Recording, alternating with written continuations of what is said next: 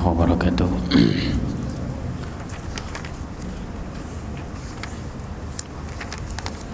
Innalhamdulillah nahmaduhu wa nasta'inuhu wa nastaghfiruh wa na'udzu billahi min syururi anfusina wa min sayyiati a'malina. Man yahdihillahu fala mudilla lahu wa man yudlil fala hadiya lahu. Asyhadu an la ilaha illallah wahdahu la syarika lahu wa asyhadu anna Muhammadan 'abduhu wa rasuluh. Ya ayyuhalladzina amanu taqullaha haqqa tuqatih wa la tamutunna illa wa antum muslimun. Masyiral ikhwah rahimakumullah. Baik, kita lanjutkan. Kita masuk ke dalil yang kelima dari bab termasuk kesyirikan beristighatsah atau berdoa kepada selain Allah Subhanahu wa taala. Wa qalihi amman yujibul mudtarra idza da'ah wa yakshifus su'. An-Naml ayat 62. Allah Subhanahu wa taala berfirman, dan siapa yang bisa mengijabah atau menghilangkan kesulitan apabila diseru, wa yakshifus su', dan menghilangkan segala keburukan-keburukan. Di dalam ayat ini Allah Subhanahu wa taala memberikan pertanyaan kepada kita. Ya, apakah ada selain Allah Subhanahu wa taala yang bisa menghilangkan ya segala macam keburukan, menghilangkan segala kesulitan ya, dan menghilangkan juga keburukan-keburukan. Oleh karenanya Syekh Fauzan hafizallah menjelaskan amman ay man huwa, siapa dia? Ya, jadi siapa yang bisa mengijabah permintaan ketika diseru? Ya, tadi untuk menghilangkan kesulitan, untuk menghilangkan keburukan-keburukan. Al-muttarra al-maqrubul ladzi massahu dhur. Ya, yaitu kesulitan yang dimana ya di dalamnya ada ad-dur. Ya, ad-dur ini kalau kita artikan segala lingkup atau macam keburukan ada di situ. Ya, kesulitan dari berbagai macam kesulitan. Kemudian makna secara global dari ayat di atas, yuhtajju ta'ala alal musyrikin fi ittikhadhihim asy-syufa'a min dunihi bima qad 'alimuhu wa aqarru bihi min ijabatillahi lahum.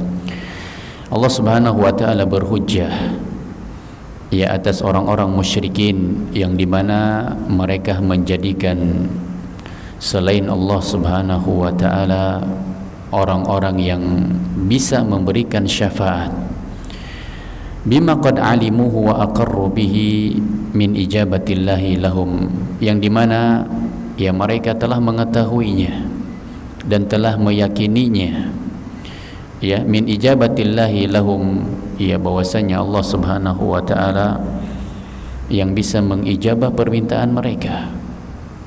Ya, mereka meyakini, mereka juga ya mengetahui bahwa hanya Allah Subhanahu wa taala yang bisa mengijabah, ya mengabulkan permintaan mereka. Indama yad'unahu fi hali syiddah wa kashfihi su'un nazil bihim wa ja'lihim khulafa fil ardi ba'da amwatihim, yang dimana ya mereka yaitu orang-orang musyrikin menyeru kepada selain Allah Subhanahu wa taala ketika mereka berada dalam keadaan kesulitan, ya kesulitan luar biasa, dan untuk menghilangkan keburukan yang turun kepada mereka.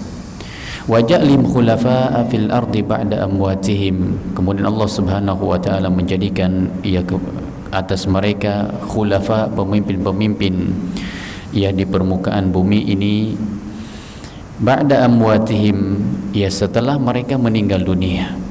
Jadi ada penggantinya ya. Fa idza kanat alihatuhum la taf'alu syai'an min hadhil umur, yaitu ilah-ilah mereka yang diminta, yaitu selain Allah Subhanahu wa taala, ya tidaklah bisa melakukan perkara apapun Ya, fa kaifa biman ya'budunaha ma'allah.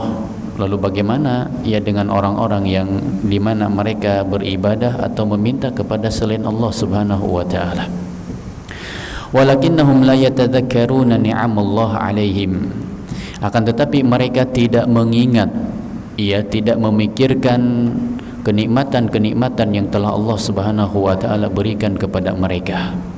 Oleh karenanya di ayat selanjutnya Allah mengatakan qalilan ma tadzakkarun.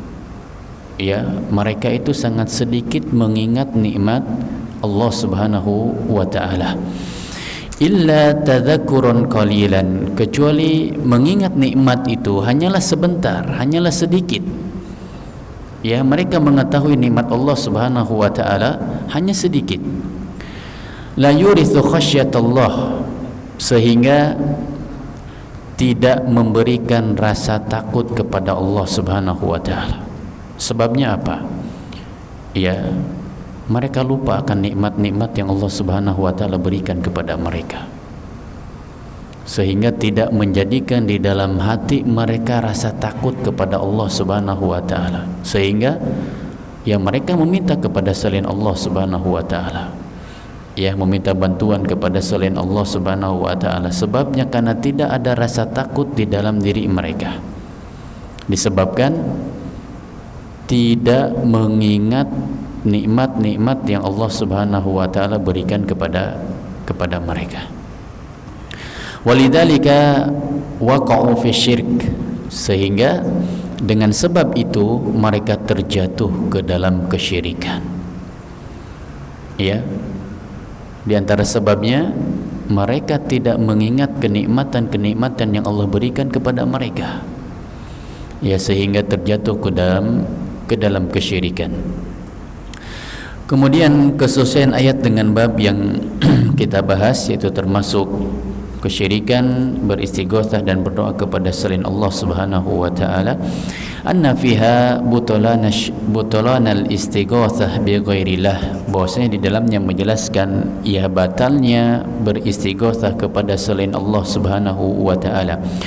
Li'annahu la yujibul muttarra, ya karena mereka yang diminta selain Allah Subhanahu wa taala itu tidak bisa memberikan ya permintaan atau menghilangkan kemudaratan wa yaksifu su'an nazil, dan menghilangkan juga keburukan yang turun, ya, wa yuhayyi wa yumitu siwah, baik itu yang masih hidup ataupun yang sudah meninggal dunia. Ya, terkadang yang masih hidup saja bisa enggak memberikan semua apa yang diminta? Tidak bisa. Ya, apalagi yang sudah meninggal dunia. Ya, kalau misalnya orang-orang yang hidup saja tidak bisa mengabulkan atau memenuhi permintaan, ya semua permintaan, misal ada orang yang meminta kepada dia, tentunya tidak bisa memberikan semua permintaan tersebut. Bagaimana kalau orang itu ternyata sudah meninggal dunia? Ya, karena orang-orang musyrikin ketika mereka berada dalam keadaan yang luar biasa, ya kesulitannya, mereka meminta kepada orang-orang yang sudah meninggal dunia. Ya, meminta bantuan, meminta pertolongan. Sehingga di dalam ayat ini Allah Subhanahu wa taala bertanya kepada kita, ya, apakah ada yang bisa menghilangkan keburukan, yang bisa mengijabah, ya, ketika ada orang yang meminta kepadanya untuk menghilangkan kesulitan yang sedang dideritanya? Maka tidak ada kecuali Allah Subhanahu wa taala. Kemudian yang selanjutnya, faedah yang bisa kita ambil dari ayat di atas, yang pertama, butulanul istighatsati bi ghairillah fi ma la yaqdiru alaihi illallah. Ya, batalnya beristighatsah kepada selain Allah Subhanahu wa taala fi ma la yaqdiru alaihi illallah, karena tentunya tidak ada yang mampu, tidak ada yang bisa yang melakukannya kecuali hanya Allah Subhanahu wa taala. Yang kedua, annal musyrikina muqarriruna bi tauhid rububiyah wa lam yudkhiluhum dzalika fil Islam. Bahwasanya orang-orang musyrikin yang mereka mengakui atau berikrar ya dengan tauhid rububiyah. Mereka meyakini Allah Subhanahu wa taala yang menciptakan langit dan bumi. Ya, mereka mengetahui atau meyakini bahwa Allah yang memberikan rezeki kepada mereka, ya, memberikan kenikmatan kepada mereka. Akan tetapi pengikraran mereka terhadap tauhid rububiyah walam yudkhiluhum dzalika fil Islam tidak menjadikan mereka masuk ke dalam Islam. Ya, ketika orang-orang musyrikin ditanya, ya, Allah Subhanahu wa taala berfirman, wala in sa'altahum man khalaqas samawati wal ard la yaqulunna Allah. Ya, ketika ditanyakan kepada orang-orang musyrikin, siapa yang menciptakan langit dan siapa yang menciptakan bumi, maka mereka akan menjawab Allah Subhanahu wa taala. Ya, di situ Allah Subhanahu wa taala menggunakan dua huruf taukid. Ya, menggunakan lamut taukid kemudian nunut taukid. La yaqulunna Allah. Bukan hanya satu, ya, tapi dua harfu taukid yang menunjukkan bahwa orang-orang musyrikin ketika ditanya siapa yang menciptakan langit dan bumi, mereka mengatakan pasti, ada kepastian, ya, pasti Allah Subhanahu wa taala. Kalau huruf taukid satu saja sudah menjadi penguat, ya, apalagi di ayat tersebut Allah mengatakan la yaqulunallah, ada dua huruf taukid, ya, maka ini tentunya sangat-sangat kuat, ya, bahwa orang-orang musyrikin atau orang yang tidak beriman sekalipun, orang kafir, ya, kalau kita tanyakan kepada mereka siapa yang menciptakan langit dan bumi, mereka akan menjawab Allah Subhanahu wa taala. Siapa yang memberikan rezeki kepada mereka? Allah Subhanahu wa taala. Mereka menjawab Allah. Namun ternyata pengikraran mereka terhadap tauhid rububiyah tidak menjadikannya masuk ke dalam Islam. Yang ketiga, al-istidlalu ala tauhidil ilahiyah bi tauhidi rububiyah. Yang ketiga adalah pendalilan, ya, terhadap tauhid uluhiyah dengan tauhid rububiyah. Ya, pendalilan terhadap tauhid uluhiyah dengan tauhid rububiyah. Karena tentunya ketika seseorang mentauhidkan Allah Subhanahu wa taala, maka dia akan ada tauhid rububiyah enggak di dalam dirinya? Ada tauhid rububiyah. Ya. Namun ketika seseorang meyakini di dalam hatinya ada tauhid rububiyah, dia meyakini Allah Subhanahu wa taala yang menciptakan, memberikan rezeki, menghidupkan dan mematikan, ya. Namun tidak menjamin dengan adanya tauhid rububiyah itu menjadikannya masuk ke dalam Islam. Ya, oleh karenanya di dalam ayat tersebut Allah Subhanahu wa taala berdalil, ya, berdalil atas tauhid uluhiyah dengan tauhid rububiyah. Ya, siapa yang bisa menghilangkan keburukan, ya, menghilangkan kesulitan, ini termasuk apa? Memberikan kenikmatan, termasuk tauhid rububiyah atau uluhiyah? Rububiyah. Ya. Jadi dalil di atas dalam surat An-Nisa tersebut Allah Subhanahu wa taala berdalil dengan tauhid rububiyah, ya, atas tauhid uluhiyah. Sehingga Allah di situ memberikan pertanyaan, man huwa? Siapa, ya, yang bisa menghilangkan tersebut, mendatangkan, ya, kemanfaatan kemudian menghilangkan kemudaratan? Tidak ada kecuali Allah Subhanahu wa taala. Maka di sini ketika Allah Subhanahu wa taala menyampaikan, ya, di dalam firman-Nya yang berhubungan dengan tauhid rububiyah, maka di situ juga menunjukkan akan adanya tauhid uluhiyah, karena tidak ada yang bisa menghilangkan itu semua kecuali Allah Subhanahu wa taala. Yang keempat, al-ihtijaju 'alal musyrikin bima aqarru bihi 'ala ma jahadu. Yang keempat, di dalam ayat tersebut Allah berhujjah ya atas orang-orang musyrikin dengan apa yang telah mereka yakini, ala ma jahadu, ya atas apa yang telah mereka ingkari. Apa di antara bentuk pengingkaran mereka di dalam ayat tersebut? Pengingkaran orang-orang musyrikin, yang pertama, mereka mengingkari kenikmatan yang Allah Subhanahu wa taala berikan kepada mereka. Kemudian yang kedua, mereka mengingkari peribadahan kepada Allah Subhanahu wa taala, sehingga mereka berdoa, ya mereka meminta bantuan kepada selain Allah Subhanahu wa taala. Ya, karena sebab itulah mereka terjerumus atau terjatuh ke dalam kesyirikan. Maka perlu diperhatikan ya, perkara syirik ini ya adalah perkara atau larangan terbesar yang Allah Subhanahu wa taala perintahkan kepada semua para nabi dan para rasul. Jadi tidak ada larangan terbesar atau induknya larangan terbesar melebihi kesyirikan. Jadi syirik itu adalah induknya larangan yang Allah Subhanahu wa taala larang untuk kita. Ya. Dan lawannya adalah tauhid.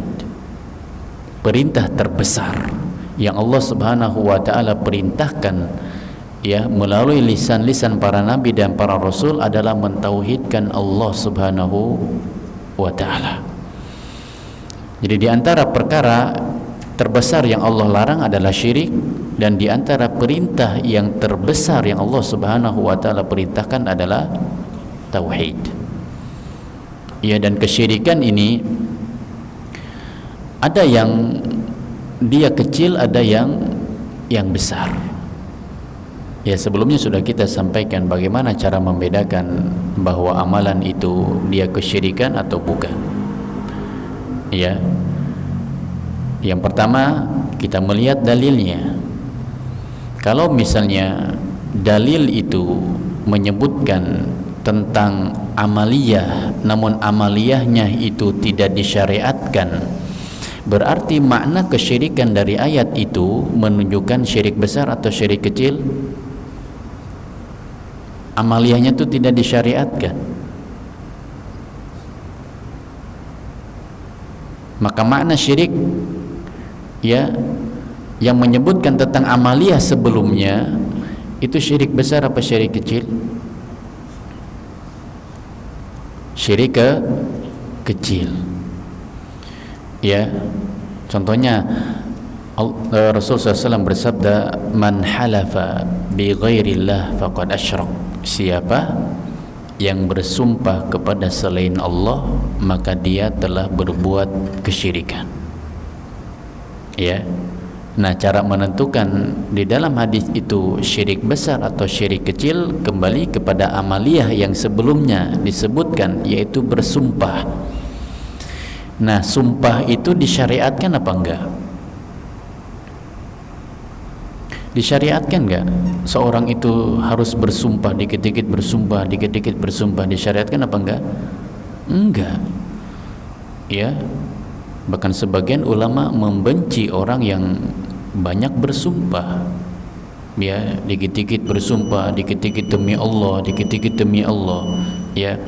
Atau dia mengatakan demi Rasulullah. Ya, bersumpah kepada selain Allah atau tidak? Bersumpah kepada selain Allah. Ya, syirik besar apa kecil? Kecil. Ya, karena amaliyah tadi sumpah itu tidak disyariatkan. Ya, maka makna syirik yang disebutkan setelah menyebutkan perbuatan, masuknya syirik besar apa syirik kecil? Syirik kecil. Tapi kalau misalnya kalimat syirik itu menyebutkan amaliyah sebelumnya, dan amaliyah sebelumnya ini ternyata Allah syariatkan, berarti makna syirik yang ada pada kalimat tersebut syirik besar apa syirik kecil? Syirik besar. Ya. Sebagaimana Rasulullah SAW bersabda, man dzabaha, ya, man dzabaha bi ghairillah faqad asyrak. Siapa yang menyembelih untuk selain Allah, maka dia telah berbuat kesyirikan.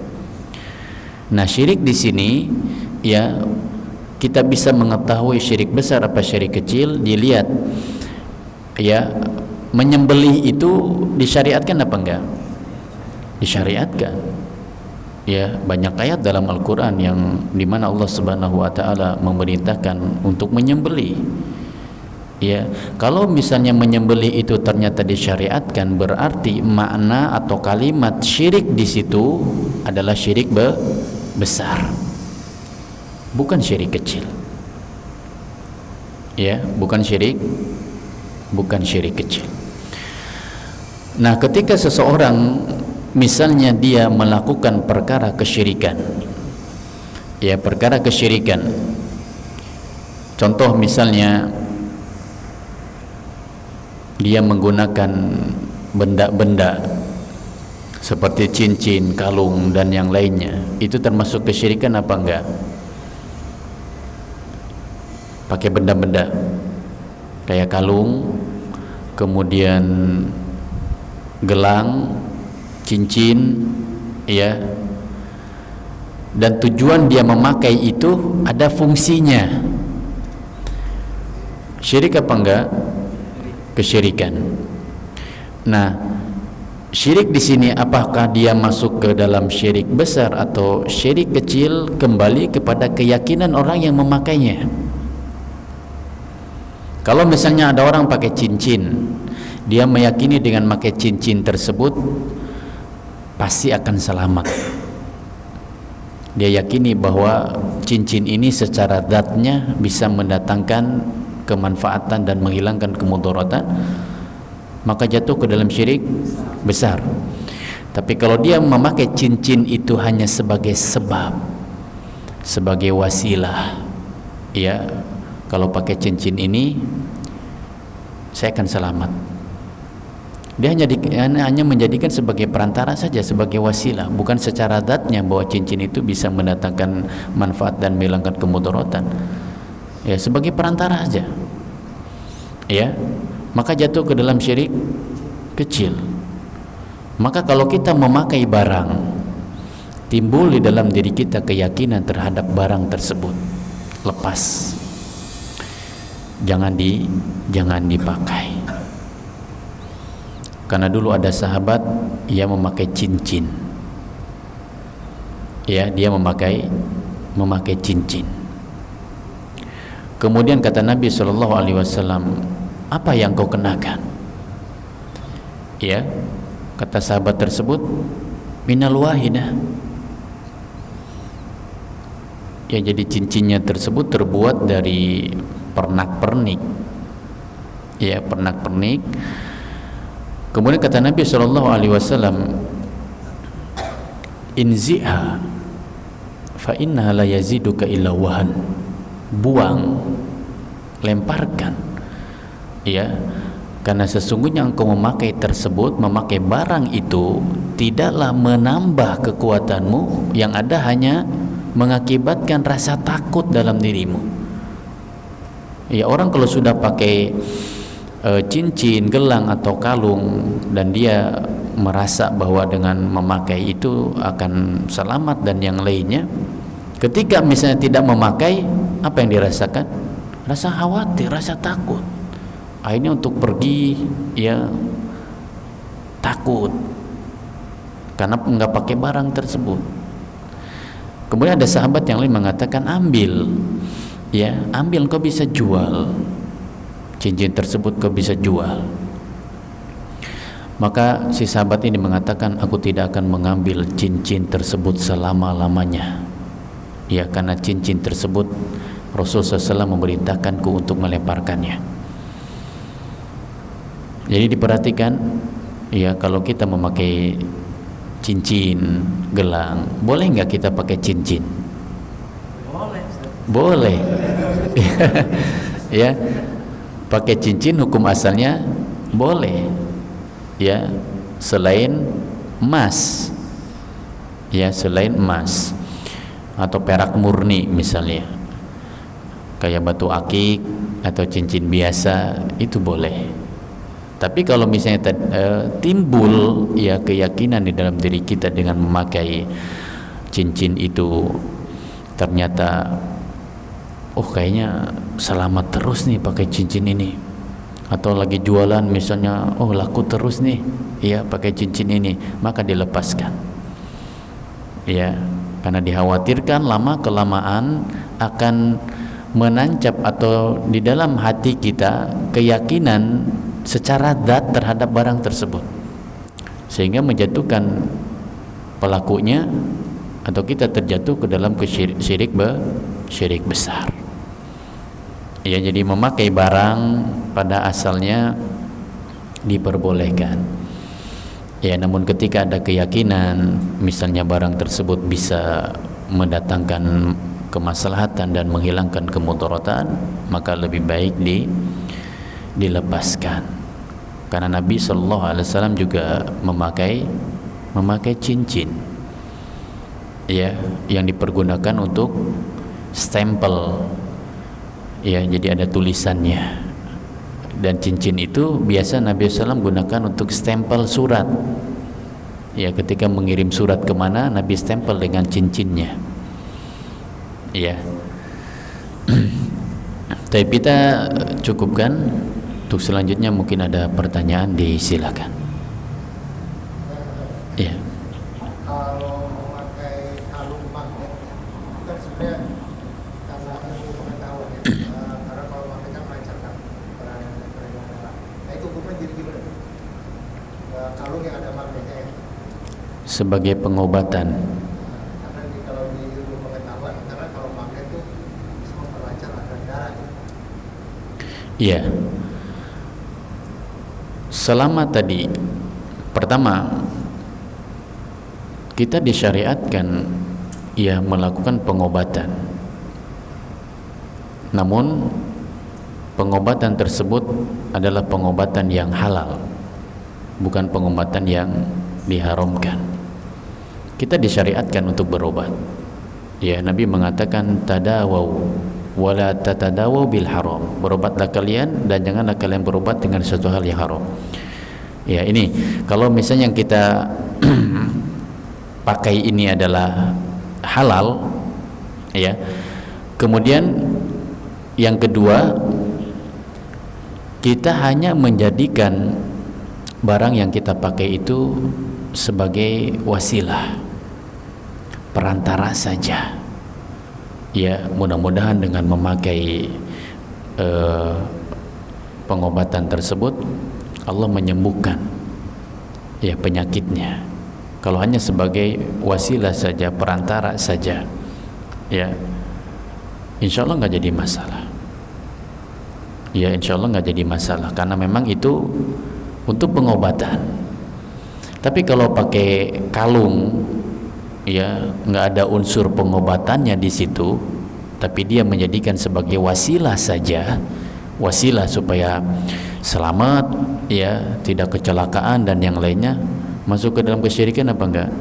Kesyirikan ya, karena tidak ada unsur pengobatannya ya. Kalau ada unsur pengobatannya kemudian orang itu jadikan wasilah ya, mudah-mudahan dengan obat ini ya Allah menyembuhkan, itu boleh ya.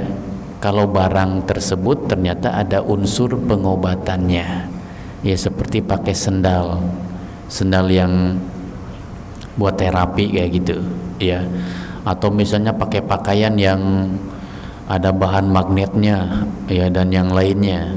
Selama ada unsur pengobatannya, kemudian kita hanya meyakini itu hanya sebagai wasilah saja untuk sehat, maka insya Allah tidak jadi masalah ya. Tapi kalau misalnya tidak ada unsur pengobatan dari benda tersebut, kemudian kita kenakan dan kita meyakini oh ini sebagai wasilah nih saya selamat, maka jatuh ke dalam syirik kecil ya.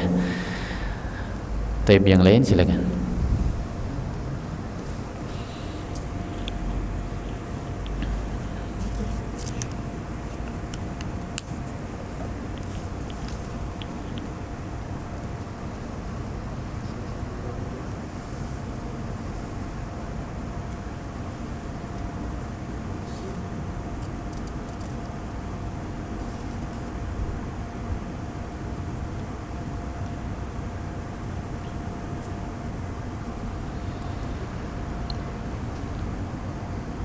Tapi kalau tidak ada, kita cukupkan. Mudah-mudahan yang sedikit ini bermanfaat. Kita tutup dengan doa kafaratul majlis. Subhanakallahumma bihamdik, asyhadu an la ilaha illa anta, astaghfiruka wa atubu ilaik. Assalamualaikum warahmatullahi wabarakatuh.